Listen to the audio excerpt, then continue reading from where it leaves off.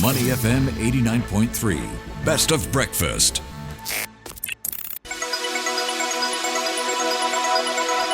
The U.S. Market Update with Money FM 89.3. Good morning and welcome to the U.S. Markets Wrap. I'm Emaad Akhtar. U.S. stocks posted modest losses as investors analyzed the latest batch of Q1 earnings reports and enjoyed a recent decline in market turmoil. Now, coming off the back-to-back winning sessions, the Dow Jones Industrial Average lost about 0.4% to close at 40,368. The S&P 500 declined 0.2% to end at 5,396.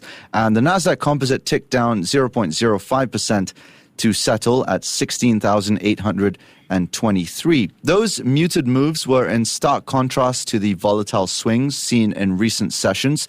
The CBOE Volatility Index, or VIX, also known as Wall Street's Fear Gauge, fell to about 30 after hitting a high of around 60 last week. Now, to deconstruct all that is happening, we have on the line Todd Rabold, investment management partner from the Callan Family Office. Todd, welcome back to the show. How are you? I'm doing well. Good morning. Thanks for having me back, Emaad. You're very welcome. First off, Todd, can you help us wrap our heads around the topsy-turvy markets of late? Where exactly are we headed? Yeah, so I think there's a lot of uncertainty currently in the market environment, and that's largely due to the recent tariff announcements by the Trump administration. While tariffs were expected, I believe the scope and the magnitude of what was announced a couple of weeks ago was largely unexpected. And that's clearly led to some market volatility. The U.S. and global equity markets have declined fairly significantly over the past couple of weeks. Spreads have widened, and you've seen some volatility in the U.S. bond markets.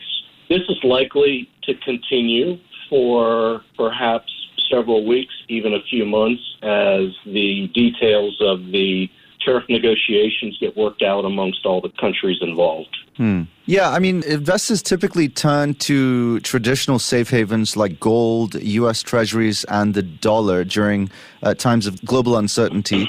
Do you think these safe havens, US Treasuries and the dollar, are losing their appeal in light of the new tariffs? I mean, recent sell-offs suggest shifting investor sentiment. What's your take on that? Yeah, clearly there is some additional concerns here in the short term, right? As investors digest the uncertainty that's been created. The dollar has been quite strong over the past couple of years because the U.S. economy has done so well. U.S. assets, technology stocks, and so forth have been quite attractive to foreign investors, and you've seen them bidding prices up, including the dollar, over the past couple of years. And I think this uncertainty has created some investors maybe to take a step back. I think it's probably short-term, intermediate term, but clearly there is some concerns out there today. Yeah, are we seeing a rotation to gold, cash, or other short-term instruments as well to reduce risk exposure? Yes, we have seen that, and gold in particular has performed well. Money market balances have surged in recent weeks. Short-term treasuries have done well, and there's been a general sell-off in the 10-year treasury. So you've seen yields initially drop but go back up 50 basis points and then more recently have declined a bit. I think we need to get some better visibility in the coming weeks around what the actual economic impact of the tariffs might be on the U.S. economy, on inflation, and really the global economy. Yeah, let's take a look at this issue from the perspective of foreign investors who hold a pretty substantial amount of U.S. assets. I know you say that it's going to take some time for us to discern the real impact of tariffs in the weeks to come, but in the immediate term, how do tariffs and as well as the rising geopolitical tension affect the confidence of foreign investors in U.S. markets? And do you foresee a notable pullback or a reallocation for them in the short term? Well, it's certainly possible.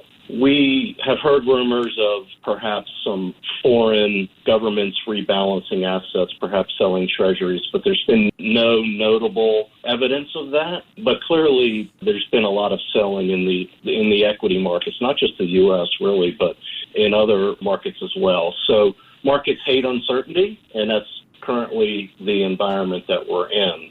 What I would say is that the United States is a valuable trading partner to many, many countries. We've got the largest economy in the world, and countries want to do business with our consumers. And so I think there'll be some level of patience that will play out. And, the United States has been very generous in economic and military support over the years, and I think that's going to play a role as well. So I do expect these challenges, this volatility to hang around for some period of time before ultimately we find a level playing field.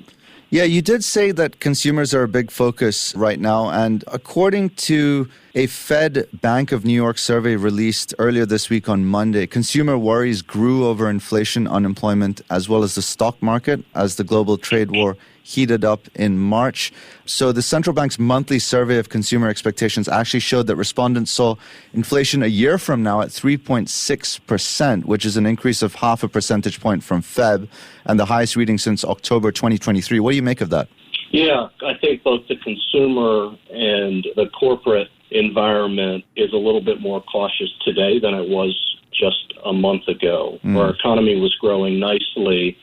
But, consumers are concerned about the cost of the products that they have to, buy.